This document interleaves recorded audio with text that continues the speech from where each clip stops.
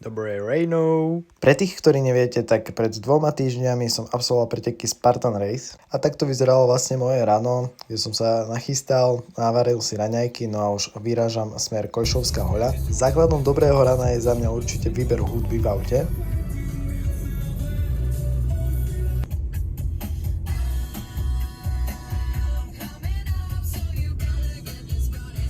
Z parkoviska hore nás vyviezol autobus k chate s názvom Erika, čiže samozrejme nesmie chýbať. No a pár záberov, ako to tam vlastne vyzeralo.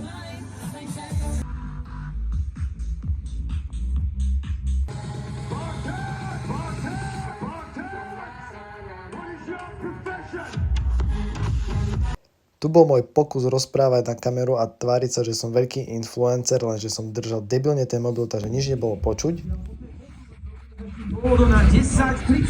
Momentálne sa mám posúvať čas 30 minút kvôli tomu, lebo autobusy nestíhajú pre ďalších Spartanov, takže som si zajebal kávu. A ako sa poznám, určite nastane to, že prvý kilometr rozkúšem a ďalší neviem šprintovať, lebo chytím takú sračku podľa mňa, že ani si neviem, to je zákon schválnosti mojej, že skrátka, keď začnem behať, hneď mi treba srať, ale že instant. Ak sa pýtaš, ako vyzerá 400 ľudí na štarte, tak asi približne nejako takto. Tak tu je pár záberov ešte zo začiatku, ak sme vyrazili, len som potom musel dávať pozor, aby som si neoblížil, takže som to musel potom prerušiť.